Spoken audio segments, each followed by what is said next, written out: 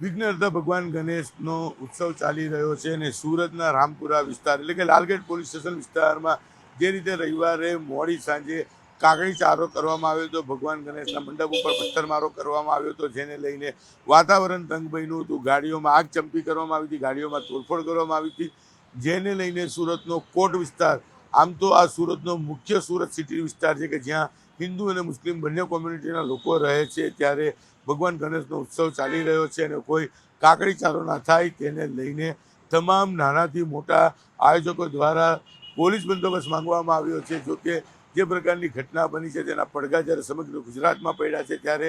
આયોજકો દ્વારા Surat police commissioner અને જે તે પોલીસ સ્ટેશનના અધિકારીઓને બંદોબસ્તની માંગણી કરવામાં આવી છે અને તાત્કાલિક યુદ્ધના ધોરણે બંદોબસ્ત આપવામાં આવ્યો છે. 24 કલાક માટે 2 પોલીસ કર્મચારીઓને દરેક ગણપતિ મંડપ ઉપર તૈનાત કરવામાં આવ્યા છે, કારણ કે વિઘ્નહર્તા ભગવાન ગણેશનો જે ઉત્સવ ચાલી રહ્યો છે તેમાં ફરી કોઈ કાકડી ચારો ના થાય તેને લઈને આયોજકોની તાત્કાલિક માંગણી પૂરી કરવામાં આવી છે અને દરેક સિટી વિસ્તાર એટલે કે ભાગળ હોય, ચોક હોય કે પછી રામપુરા હોય, સગરામપુરા, તમામ વિસ્તારોમાં ગણપતિ મંડપ પર 2 પોલીસ કર્મચારીઓને 24 કલાક માટે સુરત પોલીસે તૈનાત કર્યા છે. ક્યાંક અધિકારી છે, ક્યાંક કોન્સ્ટેબલ છે, તો ક્યાંક SRPના જવાનો તૈનાત કર્યા છે અને ભગવાન ગણેશનો વિસર્જન સુધી આ પ્રકારનો બંદોબસ્ત શહેરના સિટી વિસ્તારમાં જોવા મળશે. કેમેરામેન ભરત બ્રહ્મભટ્ટ સાથે કીર્તેશ પટેલ, ન્યૂઝ 18 ગુજરાતી, સુરત.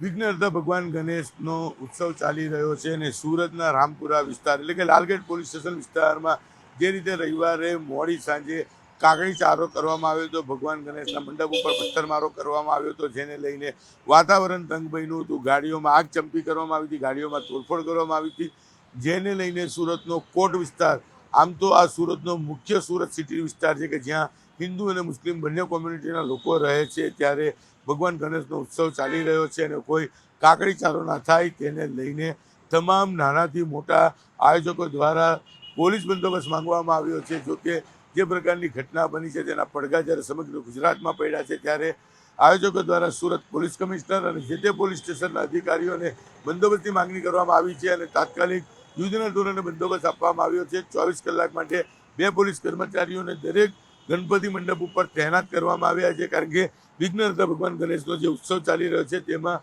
ફરી કોઈ કાકડી ચારો ના થાય તેને લઈને આયોજકોની તાત્કાલિક માંગણી પૂરી કરવામાં આવી છે અને દરેક સિટી વિસ્તાર એટલે કે ભાગળ હોય, ચોક હોય કે પછી રામપુરા હોય, સગરામપુરા, તમામ વિસ્તારોમાં ગણપતિ મંડપ પર 2 પોલીસ કર્મચારીઓને 24 કલાક માટે સુરત પોલીસે તૈનાત કર્યા છે. ક્યાંક અધિકારી છે, ક્યાંક કોન્સ્ટેબલ છે, તો ક્યાંક SRPના જવાનો તૈનાત કર્યા છે અને ભગવાન ગણેશનો વિસર્જન સુધી આ પ્રકારનો બંદોબસ્ત શહેરના સિટી વિસ્તારમાં જોવા મળશે. કેમેરામેન ભરત બ્રહ્મભટ્ટ સાથે કીર્તેશ પટેલ, ન્યૂઝ 18 ગુજરાતી, સુરત.